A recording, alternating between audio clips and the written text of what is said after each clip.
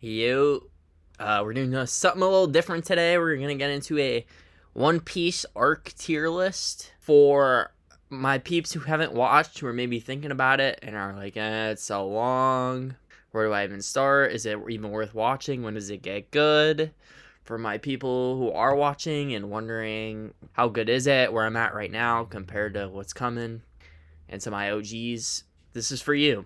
I'm gonna keep it spoiler minimal. Like any spoilers are like gonna be fine for you to hear, and I'm not gonna try to really have any, but that's kind of hard. I have to talk about what happens a little. I'll keep it spoiler free enough for anyone who hasn't watched. So let's just get right into it. First, we have Romance Dawn. It's first 3 episodes. C tier. It's pretty chill. You know, it sets the tone for the vibe of the show. It's about it, really. But I enjoyed it. So then we have Orange Town, episodes 4 to 8. C tier as well. I enjoyed this one too. I enjoyed almost every arc. Orange Town was chill. Buggy's awesome. Even like Choo Choo, whatever. The dog, fucking lit. And I like the theme of like treasure. Like Luffy was like not messing with Buggy and messing with his hat because it means something to him. It's Shanks. That hat is his treasure, and what is treasure to you. I like those themes, and I thought Orange Town was good. Muggy Ball, I mean, what's not to like? Syrup Village, also C tier. When I say C tier, like I still liked these though. This is episode 9 to 18, basic Boy Who Cried Wolf story, but it was chill. Set up the Brave Warrior of the Sea themes for Usopp, and even though he's a coward, he actually stood on business when it mattered. So I gotta give props to my boy Usopp there. And I thought Captain Kuro was cool. Many people say he's trash. I thought he was pretty cool. Pussyfoot. His minions were trash. So, you have that. Then we have Baratier, episodes 19 to 30. They say wait till Arlong to see if you like it or not. Bro, Baratier was fucking lit, though. I don't know what they're talking about. Baratier was lit. First time you get an actual strong character in terms of, like, the entire series. Like, he'll always be strong. One of the strongest in the whole show. This arc was just cool, man. The vibes were good. To this day, I won't waste food because of this arc, man. The Sanji backstory was insane. Him and Zeph been through the ringer.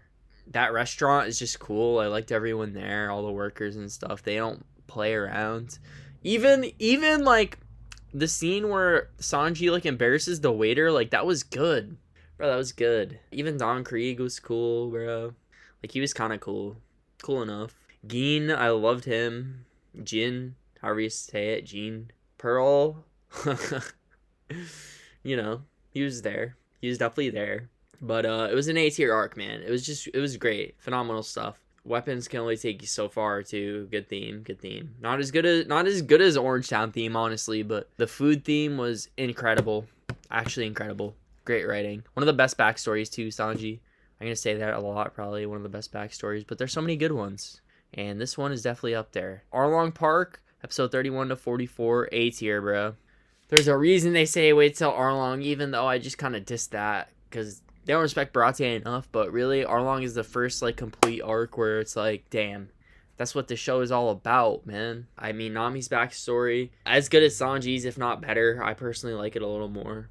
That's tough to say, but I loved Nami's backstory and their whole village and the story of like what happened there. That was nuts. Arlong was the first like cool villain. So many like some of the greatest moments of the show. Not only like bro, when Luffy like grabbed the sword, that was insane, and no one mentions that ever. When he put the hat on Nami, of course. Everyone had their own good fight. Zoro, even Sanji, I guess. Usopp's was fucking fire. Luffy's was goated, of course, but I can't believe even Usopp had a good one. Yeah, it was lit.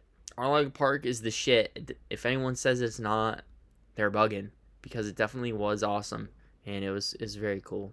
Logtown, episode 45, 48 to 53, short one, C tier.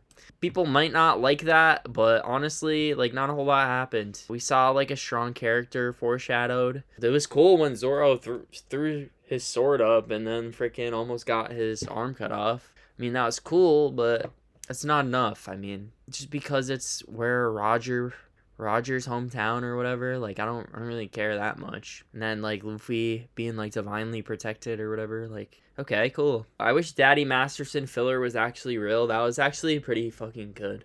But I'm not basing this off that. So yeah, C tier.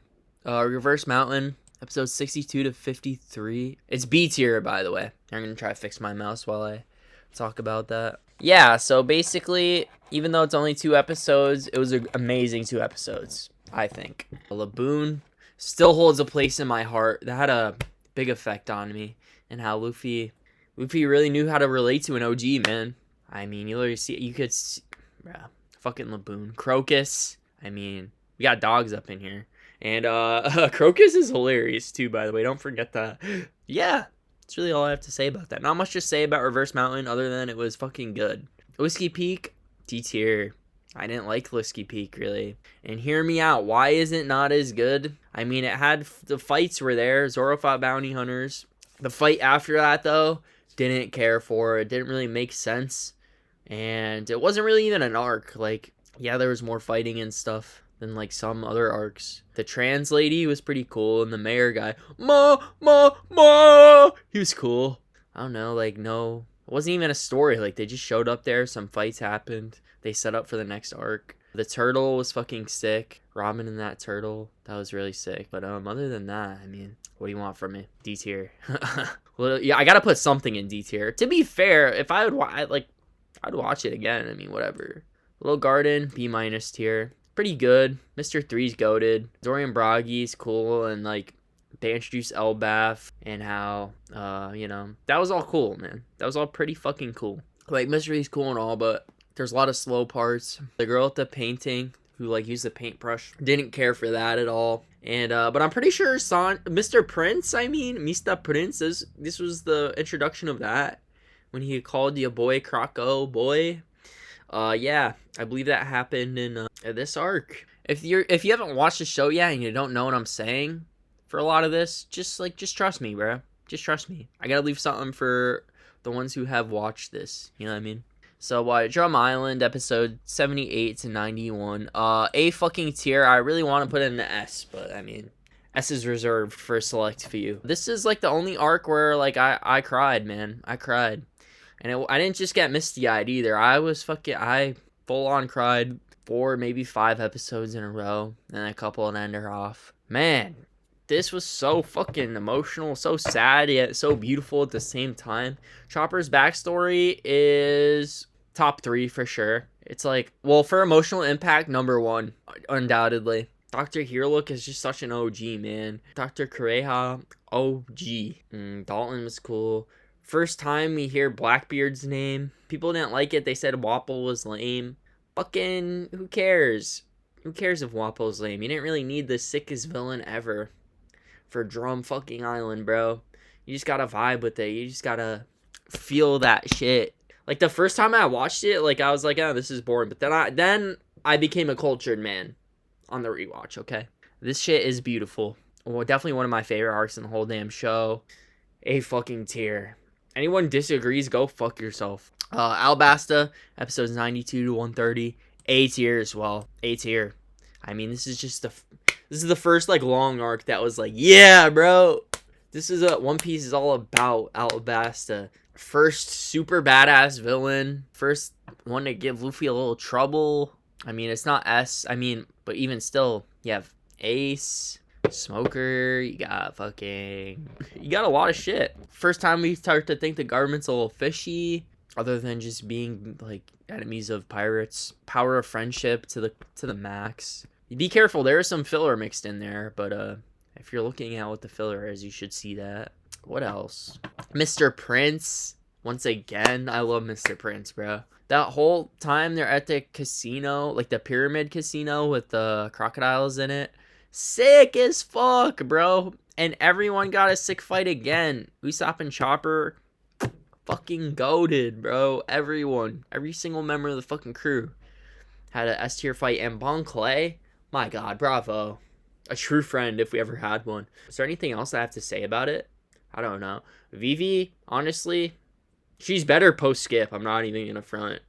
Like there were some times where she got annoying. But my country, but I love my country. Like I don't even fucking care. Pell was goated, even though that's some bullshit. And yeah, that's all I really have to say. Now Jaya, episode 144 to 152, one of my favorite arcs in the whole damn show. A fucking tier. We have a lot of A tiers, but we need them. These are all A tier worthy. Especially Jaya. And you know why? The vibes, bro. The vibes were perfect. I'm a very vibes based guy. I don't care about the sickest fight or whatever, even though I do care. But I need those vibes. Slice of life, bro. When they pulled up and Van Auger shot the bird, sick. Like Sarkis disses him before the bar scene. Even Sarkis disses him. Like I was like, damn, this place is like pretty fucking cool. I like this already. And they run into they didn't run into Van Auger, but he was there. The champion Jesus Burgess, Doc Q.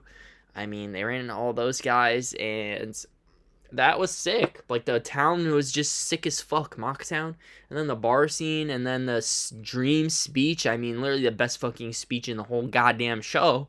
Debatable, but in my opinion, it is. Bro, even those fucking monkey guys, bro, they were sick as fuck. And they told us like the Nolan story, like setting up for that. Cool as fuck. Cricket was sick. Yeah, they were running in the forest for an episode, but fuck it. And then when Luffy gets the gold back at the end, bro, which is come on, that's not too much of a spoiler. I mean, that was fucking sick. And then the knock up stream at the end, bro.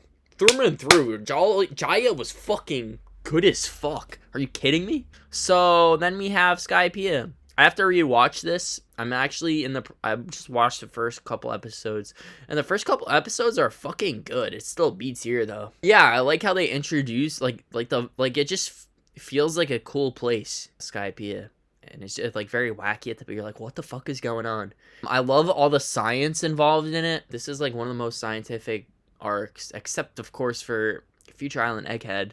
I mean, that's really the name of the game there, but yeah, I love how like it's not like magic. There's no magic, and if people say magic, it's just because they don't know what the fuck is going on, which is just kind of like I appreciate that. That's cool. God, sick as fuck. God's minions, not so sick. For in the middle to like the end, it was so fucking slow, bro. For being as long as Alabasta, I felt a lot longer. Yeah, I mean, at least you have God dropping Rygos and Thors and shit. No matter what you think of the Holy One, I mean, that was just dope. Like the end fight wasn't like super like bad, like climactic or anything. So all that middle time didn't feel like the most rewarding. Like they probably could have wrapped it up so much quicker. A weakness of One Piece oftentimes that you definitely see in Sky Island. But that final, bro, like Nolan backstory is fucking phenomenal, which is why it stays. I'd be like, bro, Nolan, that was so good. Oh, Luffy final punch, like actually relating to like the rest of the fucking story and wrapping the story up more ways than just ending the fight. So fucking sick. And you see the shadow in the sky and Cricket's just looking, bro, phenomenal. Long land. Say that 5 times quick. It says 207 to 219 and then 227, 228. Those are the episode numbers. It's got to be D tier. It's basically filler, but I enjoyed it. The idea of a Davy back fight is cool, which might be why it's not filler, to be honest.